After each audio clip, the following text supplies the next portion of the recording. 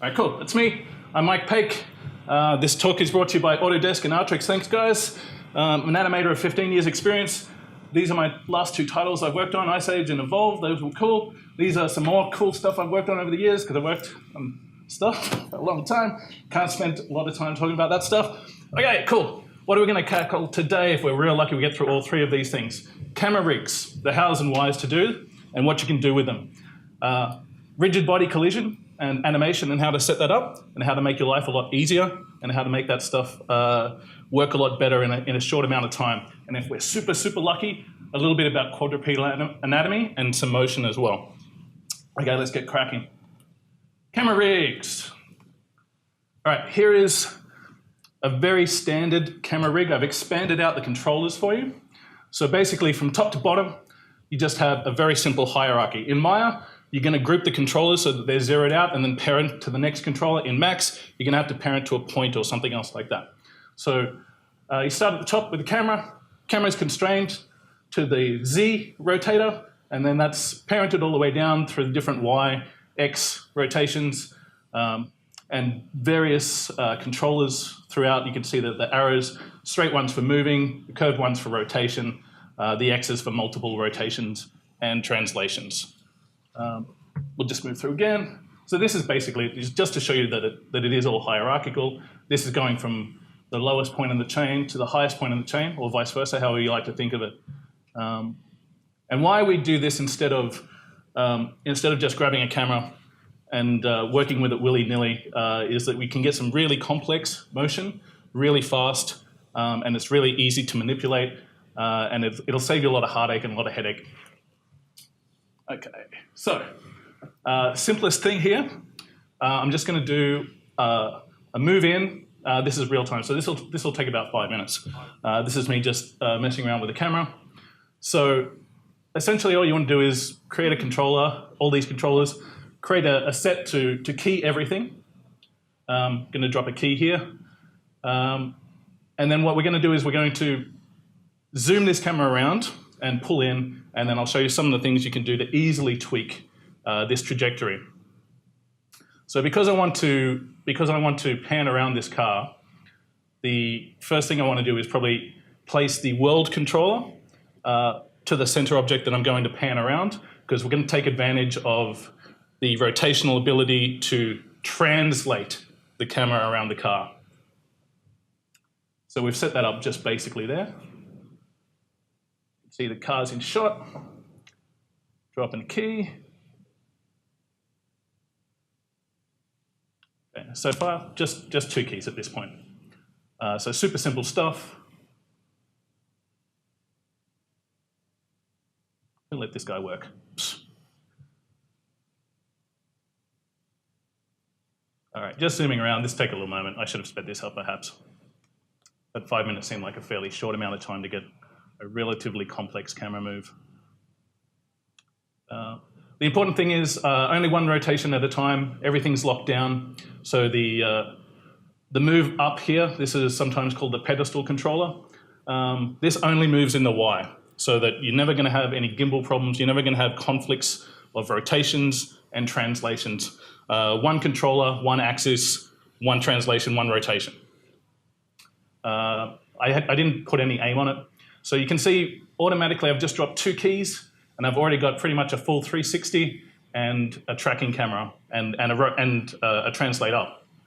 So what I'm going to do is I'm going to drop just a motion curve on here so you can see what's happening with the camera. So there you go. You got, man, look at that. That's a beautiful curve. Imagine if you had to plot that through space and try and track that. You're just taking advantage of a simple rotation through hierarchies. And hierarchies can be super powerful. I'm going to talk about that in my next subject as well, which will continue on about how awesome hierarchies are. And this is just to show you a few extra things if you want to. I haven't even messed with the graph editor for this. So if you want to, you can rotate it some more, I'm pretty sure. There we go. Rotate the hell out of it. Yeah, spirals. Which is pretty simple. And then if you want to do something else, you can also you dolly in and out. then you get cool spirals like that, and you can create all sorts of crazy ellipses. And this is literally, this is 3 keys. 3 keys, haven't even touched in the graph editor, just going through standard stuff, and you probably see it play through here. Just a moment. So you get the idea that just scrolling through hierarchies, taking advantage of your rotations, really going to help you a lot. Okay, that's pretty simple. I have another one here. I'm kind of like, I'm not sure we're going to have enough time to do this. This is the same deal. It's just a way more complicated move. Yeah, I'm going to, because I've only got 20 minutes, I've been told expressly not to go over time. So I'm actually going to skip this. And if someone wants to talk to me later about it, then sure. Okay, talking about hierarchies. This is a great way to set up hard body rigid collisions. And in this, we're just going to collide 2 cars together, which is always fun. The problem with rigid collisions and controllers is that if you only have one controller, getting believable, easy rotates around specific pivot points is a huge pain in the tuchus, and it's going to involve a lot of jiggery-pokery and translates and rotates together in very specific fashions, and a lot of hard work in the graph editor to make it believable. But with a good, there we go. Hey! So this is that's just the first pass, and this is, you can see those are just one controller.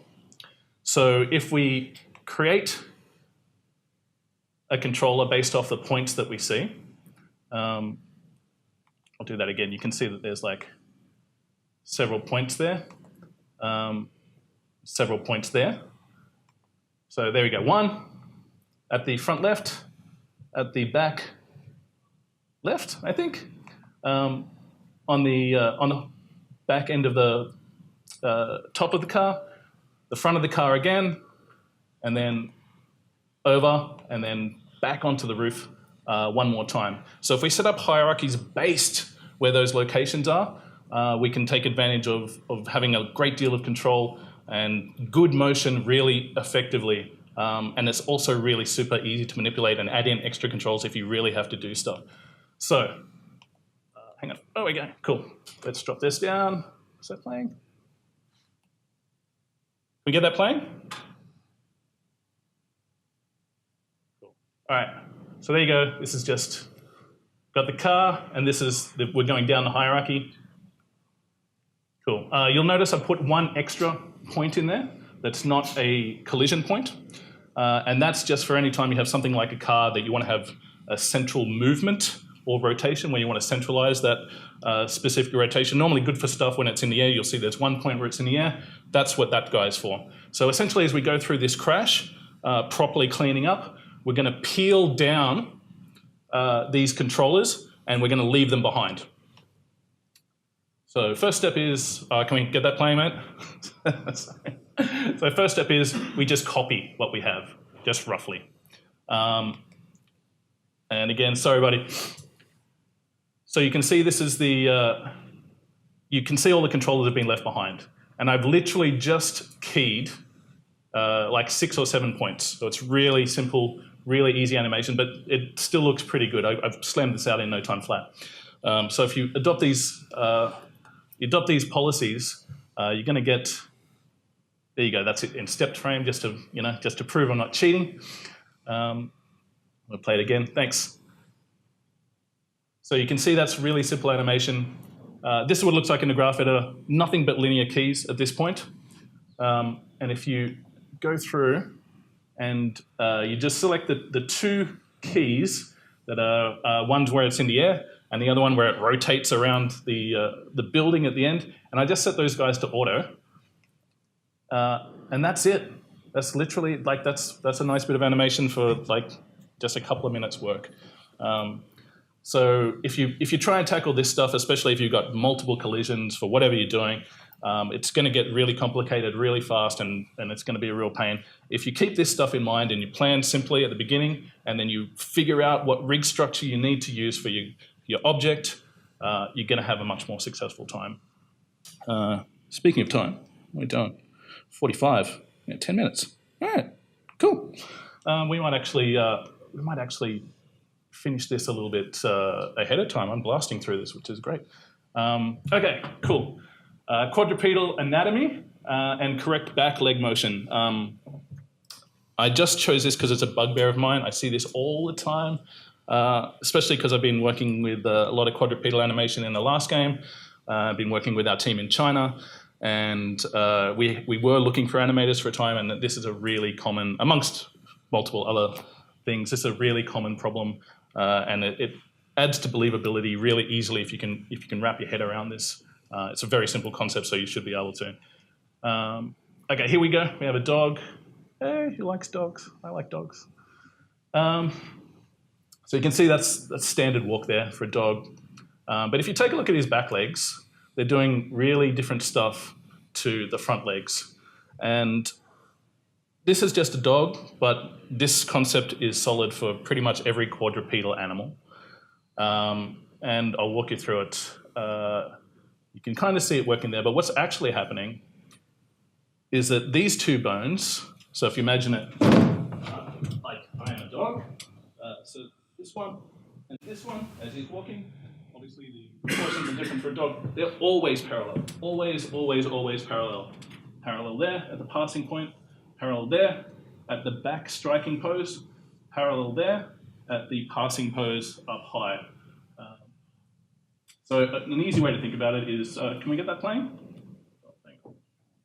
Yeah, cool. So you can make a little, like a little thing out of paddle pop sticks that will force things to be parallel all the time, like that, like a little bit like a lattice.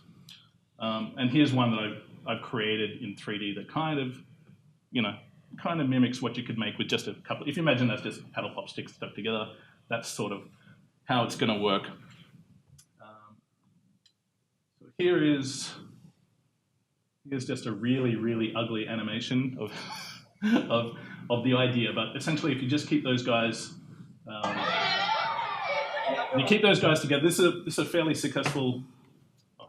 It's a fairly successful bit of animation. You can see this guy's got his angles always parallel. I wanted to find some bad examples for you, but I had a little bit of difficulty. I know there's some games I've worked on with animation that never made it to final that I could definitely show you, but that's a tale for another time. We might be able to get a tiny bit of Q&A because I'm running about 5 minutes ahead of schedule, which is awesome.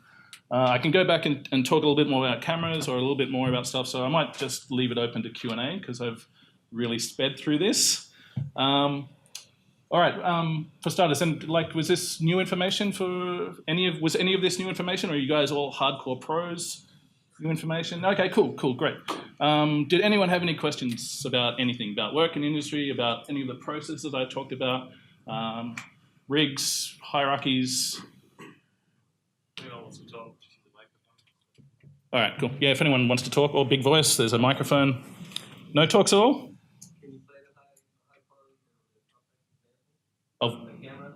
Oh, yeah, sure, man, sure, yeah, okay. Yeah. We'll run through that. We got 5 minutes, why not?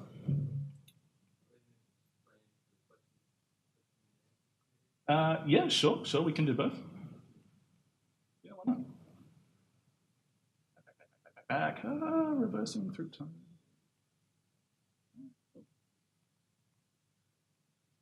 Okay, yeah, so I'll let you guys ask questions if you want.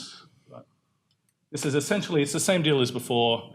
It's a rotate around, but with a little bit more complex stuff at the end. So, oh, sorry, yep, go right ahead. I was just wondering, how hard was it like to break into the industry as an animator or a rigger? That's a really good question. The answer is that it is harder now than when I did it, which is not what you want to hear, but I'm here to tell you the truth, not what you want to hear. When I graduated, I think it was, like maybe graduating classes were like 1 in 3. Now I would say you're probably looking at 1 in 10. Like it's maybe 2 in 10, but odds are different depending on where you're located in the world, what schools you go to. My advice would be find out where, where work is more abundant, and don't be afraid to travel, because that's going to help you a lot. Still going with this. If there's any other questions, don't be afraid to butt in and ask. So at this point, yeah, like it's the same deal as before. The only difference is that we've trucked out, and then we're going to rotate around. This is not a bad one because there's one extra thing I wanted to show in this point, but we'll get to it in a little bit when the trajectory shows. It's pretty much the same. It's just zooming around a fairly complex piece of geometry. If you've got one of those crazy Michael Bay camera moves, which seem to be so popular these days that I'm not a huge fan of, but you might get asked to do something like that.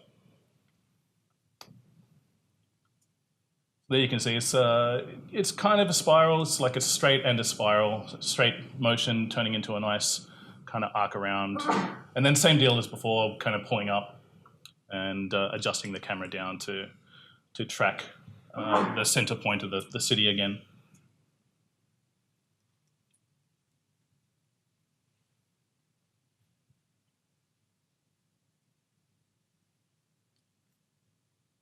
Okay.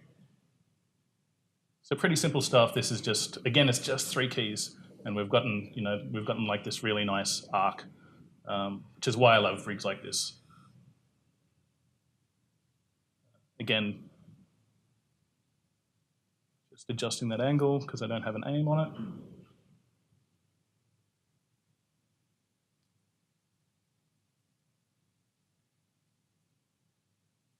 Okay, so at this point, if your curves you're hitting a sharp point in your curve, if you go ahead and start moving around the translations or the rotations, you can smooth those off. You don't even have to jump into the graph editor. Just by moving that key around, you're going to change this trajectory quite easily. So you've already dropped the key. Now you're just smoothing stuff off simply by moving stuff around in the timeline. It's super easy, super fast, super powerful.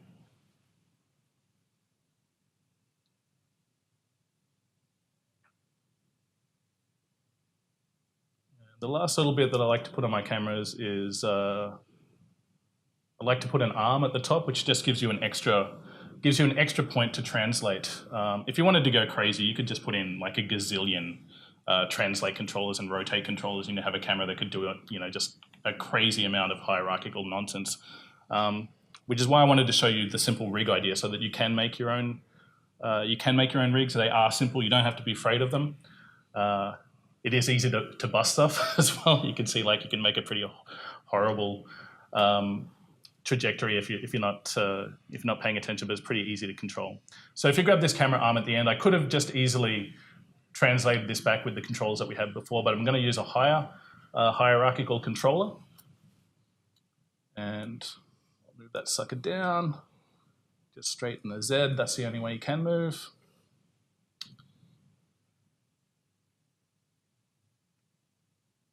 And you can see that's a pretty sharp trajectory curve there. So you probably don't want that. That's pretty ugly. So again, essentially just move the keys around until it smooths.